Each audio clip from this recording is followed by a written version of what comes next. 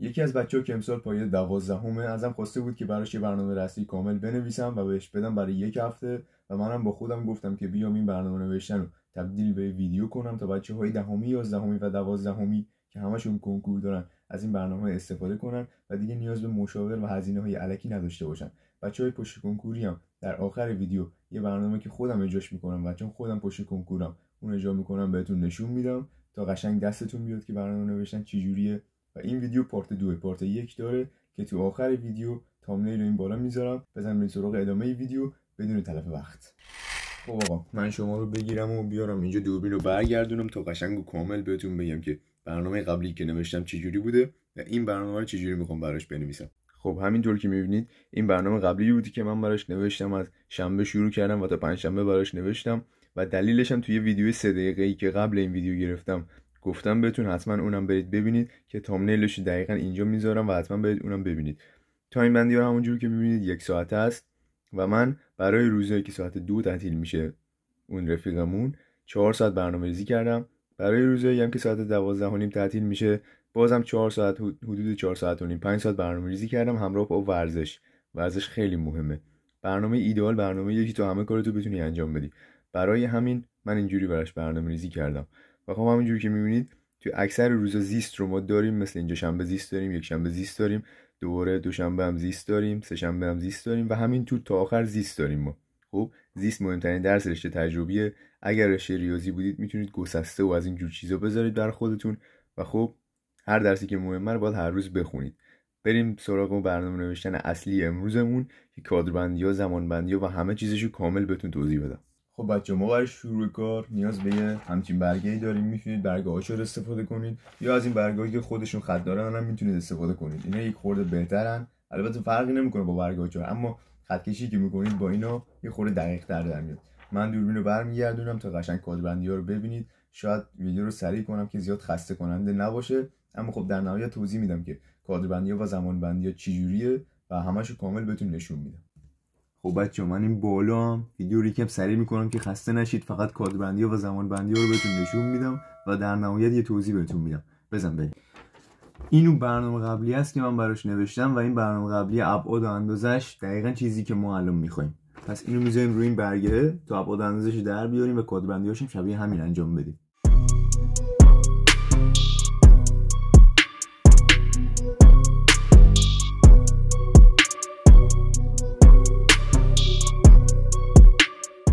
خب آقا من این برنامه کادربندیاشو انجام دادم، زمانبندیاشو انجام دادم، اما خب شما خیلی سریع دیدین ویدیو رو، اما خب نوشتن این چیزا هولوش 10 دقیقه از من زمان گرفت.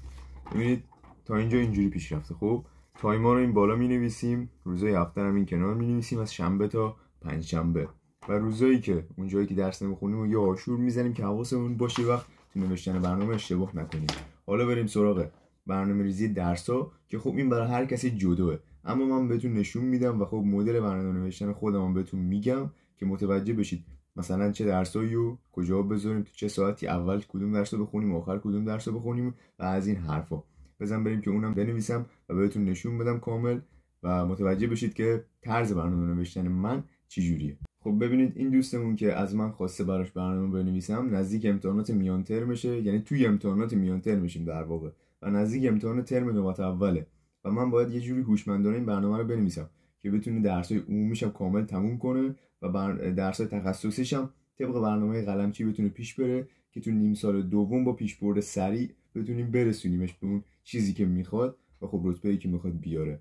پس بریم که یه برنامه خفن و هوشمندانه بنویسیم که توش هم بتونیم درس‌های عمومی رو جا بدیم، هم درس‌های تخصصی و خب بتونیم یه جوری هندل کنیم که بتونیم امتحانات میان ترمش هم به خوبی بده. خب آقا ببینید من با الگو گرفتن از همین برنامه‌ای که قبلا براش نوشته بودم میتونم این برنامه رو بنویسم. چون نگاه کنید من درس‌های معمولا کاری که انجام میدم اینطوریه که درس‌های روزو میذارم که واسه مرورش، یعنی درسایی که تو مدرسه اون روز یاد میگیره رو برای مرور براش میذارم، زیستم که هر روز براش میذارم و یه درس تخصصی اگر تایم اضافه آورد براش میذارم. اینطوری میتونه هم راحت درس‌ها رو تموم کنه و هم به برنامه راهبردی قلمچی برسه و خب امتحاناتش هم خوب بده. خب بچه‌ها کار نوشتن برنامه این دوستمون هم تموم شد و این شد برنامه‌ای که من در نهایت براش نوشتم. می‌بینید که تایم بندی‌ها این بالاست، همه چیز کامل تکمیل.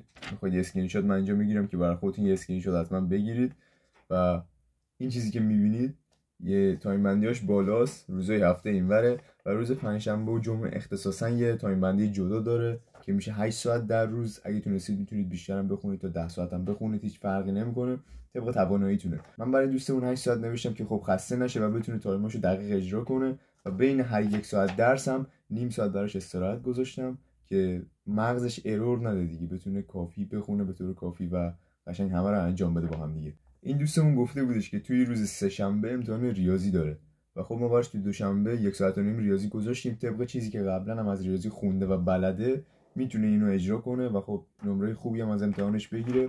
اما توی روزهای دیگه چیکار کردیم؟ ما سعی کردیم که توی هر روز زیست قرار بدیم، چون زیست خیلی مهمه، زیست رو سریعتر تموم کنه ببنده که بره زیست پایه رو بخونه دهم 11 و خب توی پیشروی سریعی که تو نیم سال دومه یه خورده کارش سخت میشه، پس باید زیستش رو زودتر تموم کنه. شیمی هم سعی کردم که بیشتر براش بذارم همراه فیزیک. همینطور که میبینید توی روز پنجشنبه که شروع میشه زیست، فیزیک، شیمی و ریاضیه طبق چیزی که توی دفترچه کنکور به شما میدن و خب من صبح اینو براش قرار دادم که بتونه به اون شرایط عادت کنه، چون توی درس خوندنش که اگه قرار بگیری به ترتیب درس رو بخونی قطعا توی روز کنکورم اون عادت سرت هست و دیگه خسته کننده نمیشه برای جلسه کنکور.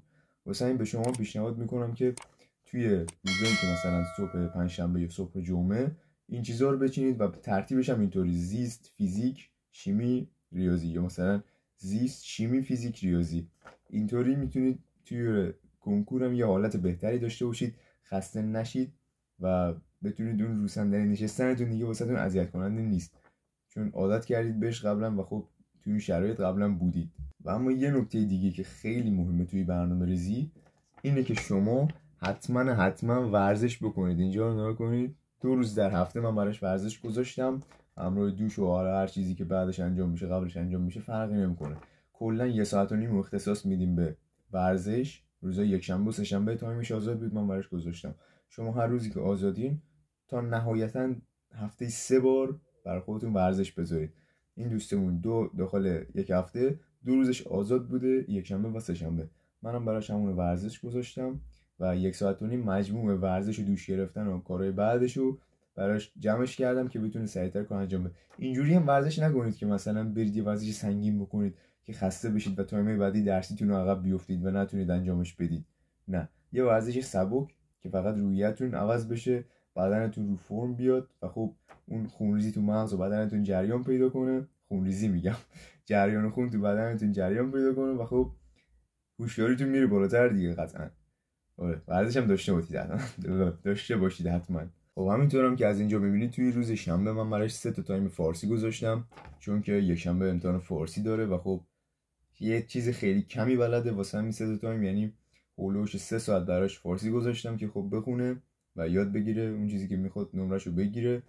و فارسی خورده درس سنگینیه، شما باید بشینید از اول سال بخونید کم کم که به آخر سال رسیدید سنگین نشه، مخصوصا برای پایه 12. درسای 11 به بعد، مخصوصا درس 16، 11، 12 و 16 فوق سنگینه. مخصوصا 16 و اصلا نمیتونید شما تو یه روز جمع کنید. یعنی اگه مثلا درس 1 تا 6 رو بتونید یه روز جمع کنید، درس 16 فقط یه روز و نصف میکشه که جمع بشه. واسه همین از اول سال شروع کنید به فارسی خوندن که آخر سال سنگین نشه. این بهونه رو برای خودتون نیارید که الان من میشینم درس تخصصی میخونم، بعد عید میشینم مثلا درس عمومی شروع میکنم، فارسی هم همون موقع تموم میشه دیگه، حالا شب امتحانی میخونم تموم میشه. نه، نمیتونید نمرهشو بگیرید. واقعا فارسی سنگینه، پس شروع کنید به خوندنش اگه تا الان شروع نکردید و سعی کنید تا قبل از عید درسای عمومیتون یه دور تموم کنید کامل، مخصوصا فارسی. و اینجور که بهتون نشون دادم امروزش کلا فارسی گذاشتم. درسای عمومی دیگه‌ش هم در طول روزهای هفته همینطور، مثلا پنجشنبه 2 تایم آخرشو درس عمومی گذاشتم، یا روزهای دیگه سعی کردم که تایمای آخرشو درسای عمومی بذارم یا تایم دومو، چون تایم اولش زیست گذاشتم، تایم دوم عمومی گذاشتم که خسته کننده نشه براش و بتونه درسای دیگرم تایمای دیگه‌ش هم راحت اجرا کنه و مغزش زیاد خسته نشه. میدونید چون درس عمومی معمولا سبک‌تره، درسای تخصصی یه خورده سنگین‌تر و بیشتر دقت کنی مغز آدم داغ میکنه. واسه همین ترکیبی عمومی و تخصصی با هم گذاشتم که اذیت کننده نباشه براش. و خب همونجور که گفتم باید هوشمندانه عمل میکردم که اینجور که میبینید فکر کنم تونستم کارم انجام بدم. حالا میرسیم به بچهای پشت کنکوری عزیز که خب منم یکی از اونا و برنامه‌ای که من برای خودم مینویسم یه همچین چیزیه که فکر کنم تو ویدیوهای قبلی هم بهتون نشون دادم، اما اگر تا حالا ندیدید میتونید همین الان ببینید، اسکرین شات بگیرید ازش. و این برنامه‌ای که من اجراش میکنم روزی 10 ساعته و تایم‌های درسیم اینجوریه که همینطور که میبینید توی صبح ببینم از این بره، توی صبح که من شروع میکنم به درس خوندن 1 ساعت و نیم اولو میشینم زیست پایه میخونم، 1 ساعت و نیم دوم زیست 12 و خب 1 ساعتم از ساعت 12 تا 1 میشینم درس عمومی میخونم که بتونم زیست پایه و 12 و درس عمومیمو توی همون صبح تا ظهر تمومش کنم. بعد از ظهر میشینم دوباره درس‌های تخصصی پایه و 12 با هم دیگه میخونم. در آخر روزم یه تایم تست کوچیک میذارم، مثلا اگه 2 درس تخصصی شیمی و فیزیکو نشستم توی بعد از ظهر خوندم، در آخر روز نیم ساعت شیمی تست میزنم، نیم ساعتم فیزیک تست میزنم که چیزایی که خوندم توی ذهنم تثبیت بشه و بمونه و از بین نره. حتی من رسیدم برای خودم تایم چیزم بذارم، تایم یوتیوبم بذارم. شما میتونید ببینید الان اینجا در آخر 5 روز هفته من برای خودم تایم یوتیوب گذاشتم، فقط 2 روزشو خالی گذاشتم که اون 2 روزم تست میزنم آخرش. اما شما میتونید توی هفته به جای اینکه مثلا من اینا رو نوشتم، شما میتونید بهش درس بخونید یا برید یه کار دیگه تون انجام بدید. من وسط هفتم 2 تا تایم یوتیوب گذاشتم که خب ویدیو میگیرم. شما میتونید این 1 ساعته که من برای خودم تایم یوتیوب گذاشتم یه کار دیگه انجام بدید، مثلا برید ورزش کنید، چه میدونم. حتی من با گذاشتن ورزشم رسیدم اینا رو بذارم. اگر پشت کنکوری هستید تایم زیاد دارید، پس نگران نباشید، راحت بشینید درساتون رو بخونید، ورزشتون سر جاش باشه، کارهای دیگه‌تون سر جاش باشه و خب با یه برنامه‌ریزی دقیق مثل این راحت میتونید کاراتون رو انجام بدید. چرا میرید پیش مشاور الکی پول میدید که مثلا براتون یه همچین برنامه‌ای بنویسه و خیلی وقتا مشاور اون چیزی که شما میخواید رو نمیتونه بهتون بده. بهترین برنامه رو هر کس خودش برای خودش میتونه بنویسه. پس بی خودی نرید وقت خودتون تلف کنید. من رفتم پیش 6 تا 7 مشاور تو سال 10 11 12 هم رفتم، تو مدرسه‌مون بودن، بیرون مدرسه‌مون بودن، رفتم پیششون، هیچ فایده‌ای نداره آقا. تموم چیزی که میخوام بنویسن تهش نهایتش ختم میشه به این. خب حتی این خیلی بهتر از اوناه. اونا میدونی چه فکری میکنن؟ اونا اینطوری فکر میکنن که خب آره یه دانش آموز میاد پیش من و منم باید یه کار کنم که درساشو سریعتر تموم کنه، تستاشو بزنه، روزی 200 تا تست بزنه، از این جور چیزا، از این فکرا میکنن. خب اما یه دانش آموز چه فکری میکنه؟ به این فکر میکنه که آقا کنکور من باید چیکار کنم، امروز من باید چیکار کنم، فردا چیکار کنم. به استراحت خودش فکر میکنه، نمیدونم به تایم درسی خودش فکر میکنه، قابلیت‌های خودشو میبینه. مثلا اگه مشاور برات 1 ساعت و نیم درس بذاره شاید تو نرسی بخونیش، اما خودت میدونی اگه 45 دقیقه 1 ساعت مثلا بر خودت هر تایم درسی تو در نظر بگیری، میرسی که به خوبی بخونی، مفیدم در میاد برات. نمیدونم استراحت تو 20 دقیقه بذاری، نیم ساعت بذاری، مفید میشه برات. اما اون مشاوری که برات مینویسه تو هر چقدر بهش بگی ممکنه باز اشتباه کنه، ممکنه باز اون چیزی که دقیق تو میخوای برات ننویسه. پس بنابراین خودتو اذیت نکن، وقتتو تلف نکن، پولتو هدر نده و بشین خودت برای خودت اینطوری برنامه بنویس. نگاه کن، به همین سادگی. کلا سرجم نیم ساعت شاید وقتتو نگیره، اما خیلی تو رو جلو میندازه. دیگه نیاز نداره که هی با این مشورت کنی با اون مشورت کنی، نه، همینو یاد میگیری، تموم شد رفت. کاری هم نداره، کامل روشاشو تو این برنامه توی همین ویدیو بهتون نشون دادم. کد بندیاش، تایم بندیاش، روزهای هفته، تایم‌های درسی کدوم، ترتیب درسی کدوم به کدوم باید باشه، همه چی بهتون گفتم. پس دیگه نگران هیچی نباش. اگر از این ویدیو خوشت اومد ویدیو رو لایک کن، کانال رو سابسکرایب کن و یه کامنت پر انرژی بذار، یه کامنت قوی بذار تا من انرژی بگیرم، هم بچهای 11 12 10 پشت کنکوری، هر کسی که این ویدیو رو میبینه انرژی بگیره. اینو یادم رفت، یه ویدیو اینجا میذارم که پارت اول برنامه‌ریزیه، اگه اونو ندیدی حتما برو ببین، چون خیلی‌ها دیدن و راضی بودن و انگاری که نتیجه داده بهشون. پس اون حتما ببین. این ویدیو پارت 2 اون ویدیوه، آپدیت یه جورایی واسه اون ویدیوه.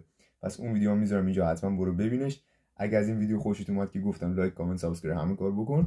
تا ویدیو بعدی، بدرود.